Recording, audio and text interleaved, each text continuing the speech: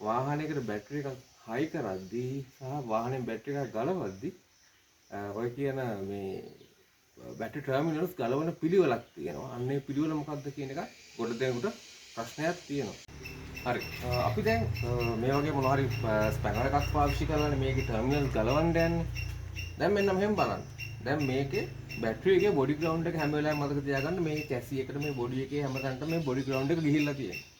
Positive එක තමයි තනියෙන් තියෙන්නේ. එතකොට මේ අපි ඍණ එකට එහෙම නැත්නම් මේ ග්‍රවුන්ඩ් වයර් එකට ස්පැනර් එකක් තියලා මේක ගලවන්න ගියොත් මේ ස්පැනර් එක කොහොමවත් වැදුනට මේ බොඩි එකේ කොහොමවත් වැදුනට ප්‍රශ්නයක් නැහැ. මොකද මේකේ තියෙන ග්‍රවුන්ඩ් එකම තමයි මෙතන තියෙන්නේ. හැබැයි පොසිටිව් එකට මේ ස්පැනර් එක තියලා බැරි වෙලාවත් මේක බොඩි එකේ වැදුනොත් එහෙනම් බොඩි එකේ තියෙන ග්‍රවුන්ඩ් එක ස්පැනර් එකේ තියෙන පොසිටිව් එක. ඒක නිසා අනිවාර්යයෙන්ම ෂෝට් සර්කිට් වෙනවා. ඒක නිසා මුලින්ම කරන්න ඕනේ අපි පොසිටිව් වයර් එක ගලවන එක නෙවෙයි නෙගටිව් වයර් එක තමයි ගලවලා ඉන්නේ. මොකද මුලින්ම ගලවන්නේ නෙගටිව් වයර් එක. මොකද එතකොට මේ ස්පැනර් එක කොහොමවත් වැදුනට ප්‍රශ්නයක් වෙන්න ඕන ඔය හේතුව හින්දා තමයි මුලින්ම නෙගටිව් වයර් එක ගලවන්න ඕනේ කියලා කියන්නේ.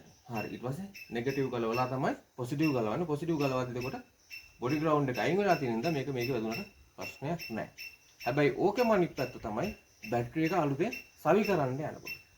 බැටරි එකක් හයි කරන්න යනකොට අපි බලන්න ඕනේ කොහොමද දැන් බැටරි එතකොට අපි ටර්මිනල් දෙකම හයි කරලා නැහැ. බැටරිය නිකන් තියෙන්නේ. ඒ වෙලාවේදී මුලින් පොසිටිව් එක හයි කරලා ඉන්න ඕනේ. දෙවෙනියට තමයි නෙගටිව් එක හයි කරන්නේ. ගලවනකොට ගලවන්නේ මුලින්ම නෙගටිව් එක ඊට පස්සේ පොසිටිව් එක.